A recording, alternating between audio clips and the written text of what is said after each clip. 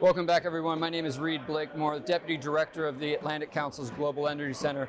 We're back here at the Blue Zone in Sharm el-Sheikh at COP27, having conversations with a whole range of stakeholders from policy, industry, NGOs, to really capture what's happening here on the ground and how we're moving the ball forward on energy transition, energy access, economic development, all with the goal of meeting the urgent challenge of climate change. To that end, it's my absolute pleasure to welcome Kevin Kariuki, Vice President of Power, Energy, Climate Change, and Green Growth from the African Development Bank. Kevin, thanks for joining us today. It's truly a pleasure. Thanks for having me. A first question. This is the African COP in so many ways, right? We're here in Egypt. It's the implementation COP. So much of the conversation that we have arrived here to have over the past week and a half or so has been about how you facilitate sustainable development on the continent, how you bring and empower the continent's energy access and economic development at the same time that you stay on the pathway towards a net zero future. How have you seen the conversations taking place thus far at the COP evolving? What are you and the African Development Bank hoping to achieve at this COP? I might start there and give you the floor. So first of all, I think at the African Development Bank, one of the things that we were looking forward to is coming to a good nexus between energy access, addressing energy poverty, with also addressing the issue of climate change. So in other words, what we are hoping for is a better understanding that it is neither energy access and energy demand or climate change or Paris alignment goals. And this, in my view, we've been able to articulate it at great length, and it is understood that what is actually required today is actually synergizing growth in energy demand with the climate action. So if you synergize the two of them, then you'll have a situation that meets the needs of Africa. And why do I say this? I say this because, first of all, despite Africa being home to almost 20% of the global population, Africa only accounts for only 6% of the energy demand.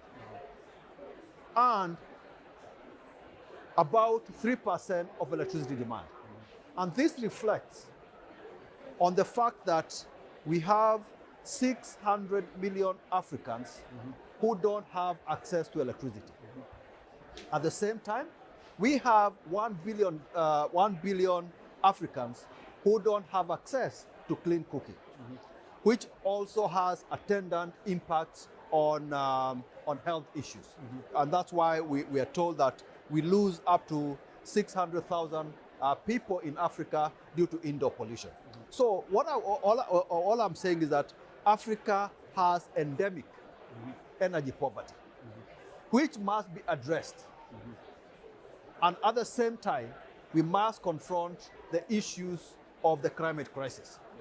And to do that, in our view, then we must be able to utilize Africa's extensive or abundant renewable energy sources, including solar, including hydro, including wind, including geothermal, to be able to anchor Africa's energy transition. That's on the one side. But we must also be realistic, on the other hand, that pure renewable energy on its own will probably not be able to provide the security of supply and affordable power that is required to be able to underpin Africa's socio-economic development.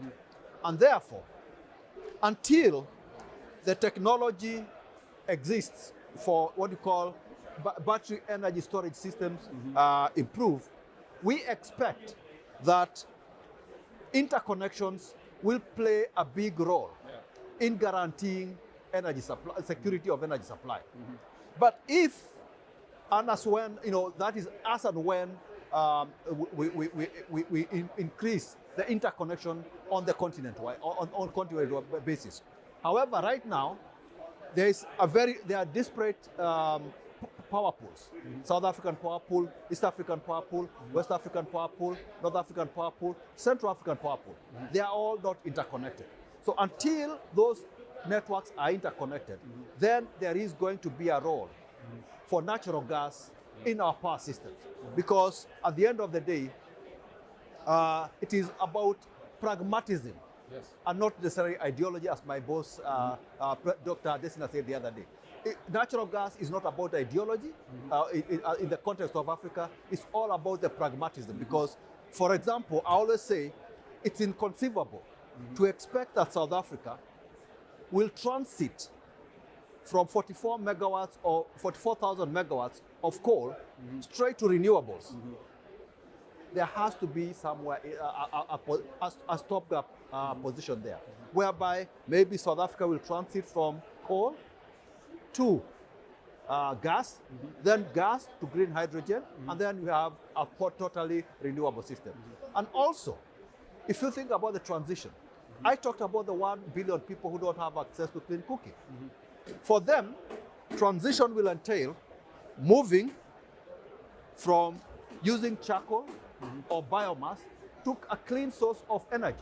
And liquefied natural gas is actually an excellent source of clean cooking.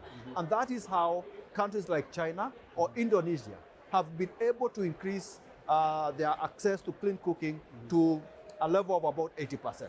So I think, and then of course, finally, there are the more difficult sectors that are, when it comes to abatement of or decarbonization.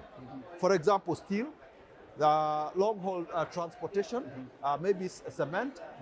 These areas will, for the time being, until green hydrogen becomes a viable substitute, will continue to use gas. So in my view, I think we need to take a pragmatic approach. And this is one of the things that we've spoken about quite a lot here. We have to take a pragmatic approach when it comes to Africa's energy transition. Number one, we need to, as I said earlier, we need to reduce the number of people who don't have access to clean cooking, to increase the number of people who have access to electricity and power.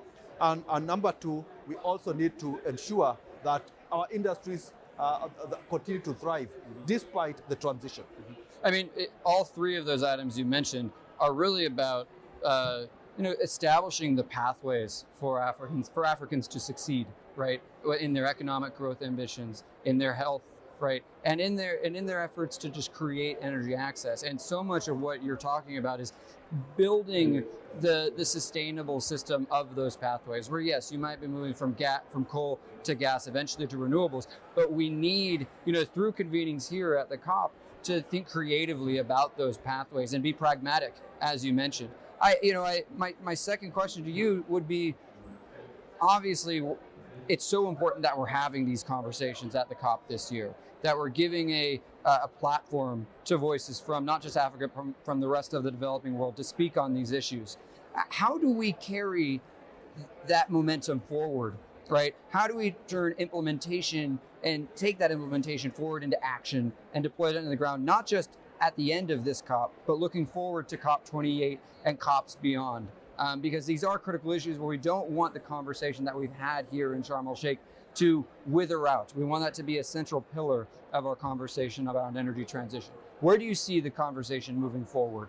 I think, first of all, as far as Africa is concerned, all these transitions that we are talking about are embodied in nationally determined contributions. The nationally determined contributions embody countries' transition or countries' plans to net zero eventually. So in my view, what we need as a continent is to support our countries to develop ambitious nationally determined contributions.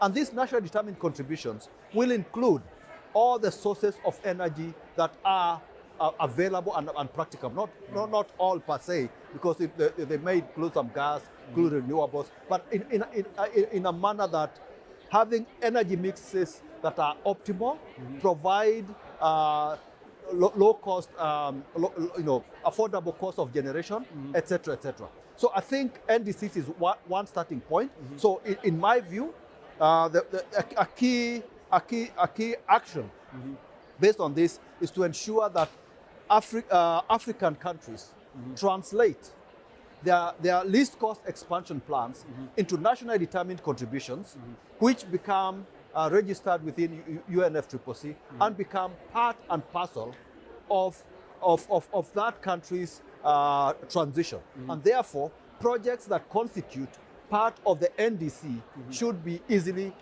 financed by the international community. Because at the end of the day, for example, I always like to cite this example. A country like Gabon.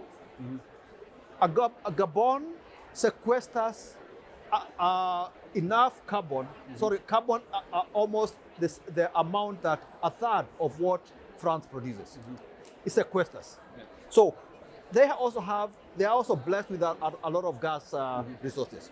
So in my view, if indeed that gas power project in Gabon constitutes part of its nationally determined contribution, I do believe that the international community would be well within its powers to finance that particular project, because it is actually part of a plan, of Gabon's plan to decarbonize the country. And also don't forget that, as we always say, that when you move from coal to gas, what it means is that you're actually reducing emissions by 40%. Yes. But when it going forward, in terms of COP 28, what we need to do also do a bit of stock taking. Yes. Where this is where we are today. Where are we? Where will we be in 2028? How many new NDCs? How many new more ambitious NDCs have we been able to help countries prepare? Because these NDCs are the ones that are going to guarantee that we are able to stick to the energy transition plan that we spoke about. Exactly. Yeah. Well, it sounds like you're going to be playing a big role in establishing those NDCs and making sure that not only what we talk about at this COP starts an important conversation on these issues, but actually is followed through on in subsequent years. So with that, Kevin, thank you for joining us today. It's really my pleasure. Pleasure. Thank you very much. Thank you very much.